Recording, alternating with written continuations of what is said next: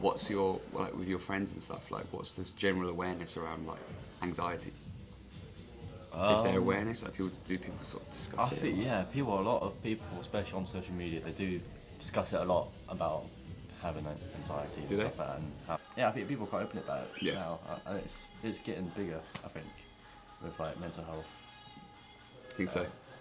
Yeah, especially what's going on in the world right now. Yeah, it's important. I think it is more talked about, which is a good thing. Yeah. But do you think that there is a potential problem with, like, these young YouTubers? If it's almost like if they haven't got it, then they're not. Yeah. Well, do you know what I mean? Like, it becomes a strength. Yeah. And that's interesting. If someone's whole YouTube presence is built on the fact that they share their anxiety, Yeah. that's a strength. Yeah. Then it becomes something that you probably wouldn't want to lose. Yeah. Whereas I'm of the mentality that it should always be a temporary state. You should want to overcome it. This is like market research for me. Yeah. Because I think there's a problem with people between, like, leaving school and getting to about my age, like 29, 30, where there's an expectation of how the world should look. You should do this, you should have this job, you should have that relationship, you should have that. Do you know what I mean? I don't know if I feel uni or what. Yeah. You know, So how much pressure have you got to make a decision? A lot of pressure, yeah. With from the college. College? To fill out UCAS forms? Yeah. Family, ASAP, yeah. deadlines, Yeah. deadlines. The weird thing is about the education system when you're doing something like this, which is creating media, which is what you're doing, isn't it? You could, like, let's say... It's, create media, film and products and Yeah. free, yeah. It's similar to the sports industry in a way, the fitness industry. To do certain jobs, you need to have the academic certificate. Yeah. You need to have the degree, you need to have that, you need to have this. But then, I didn't go to university. No. I didn't even know that. I didn't go to university because I just went straight into work, learned as I went, and then built. When I left college, which was 18, I went to New Zealand straight away. That was like my thing. I had a full-time job for about 8 months, and then I went to New Zealand, and then that was it. Like, my head was fully on something. There was no parties at the weekend and stuff like that. It was like real world. Yeah. Very quickly. I was the same way as you. I don't want to go to uni because I just want to get to work straight away. Yeah. But then I'm like reconsidering it because there's like some stuff I want to do, like get a degree, and maybe become like a lecturer. Okay. But look how the scope of what your choices are in front of you right now. Yeah, just trying to. You could work, you could study, you could go to, like, the Navy. That's like, the scope there is huge. Yeah. And you have to make a decision. Yeah. Like in a few months time. That's what I don't understand. How can we fully make a commitment if we don't really know yet? Yeah. The ironic thing is, right, we're creating media and kind of in a way around business. Yeah.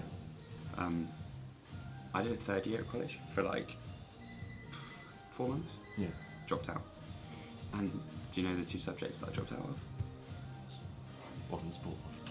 Media. Media. And business. Media business. Right? So I needed the sport qualifications to take me through to that road to have the job that I wanted. I needed that as a prerequisite for the job. Yeah. There's no way of getting around that. But then once that happened, and once I started doing it, I learned the media and the business because I love it. Yeah, because So you just get attracted to what you love, and if your work is what you love, you've won. The reason I said about being a film lecturer, that's the only way, like, the realistic version of keeping in the film, like doing films and having like a decent paid job. But if you think about it like this, though, because you've got loads of time in your hands, if you worked and were successful and you had a great portfolio of what you've done, and that was useful for students to know about, they'd get you in anyway. Yeah. Do you see what I'm saying? So there's multiple ways to get to that position. Yeah, I suppose. It's just that on paper, if you were to ask a careers advisor or something, they would say, oh, you need to go to college, university and do this. But, like, you know, if you were in class tomorrow and they said, oh, we've got this famous person coming in tomorrow, it's a really successful film producer and filmmaker to come in and speak to you guys, Yeah. no one in your class is going to go, I'm not interested because they haven't got a degree. Yeah. You know what I mean? Yeah. I'm not turning up tomorrow, I don't want to listen. I have like, if Christopher Nolan came and, oh, Don, no, he didn't go to film school, but like, he's one of the greatest directors in the world. So. Exactly, yeah. You have to have that smart plan A, plan B, plan C structure in your head. Yeah. And by having that pyramid plan, like CBA, you are protected, because if the A thing doesn't work, Yeah. you're still excited about B, and you're still excited about C. Mm. I think part of the anxiety thing that young people have is that they don't have that, and they just have this thing that they're told they should do. Yeah. And it's not actually what they want. No. And you probably, if you look at it, are in a more fortunate position, I assume, because your parents are supportive of you as a person. They're not supportive of you as an idea. Yeah. Which is what I think some parents are. They think, well, my kid has to go to college. My child has to go to university. Yeah.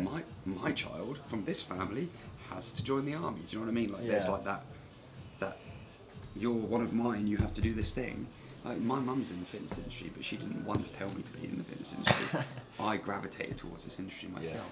Yeah. I had no interest. She didn't help me at all. She supported the fuck. Like, she supported me 100%, but she didn't ever like do my homework or anything. No. That's what I'm saying. Yeah. So, I think you're doing the right things, mate. Like, and what we're doing here, like, as the opportunities grow, I'll always be honest with you. I'm not asking you to risk anything. Yeah. I'm not asking you to, like, you know, like, jack it in, and I have to be confident that there's something there for you to do, because, you know, I'm serious about it as well.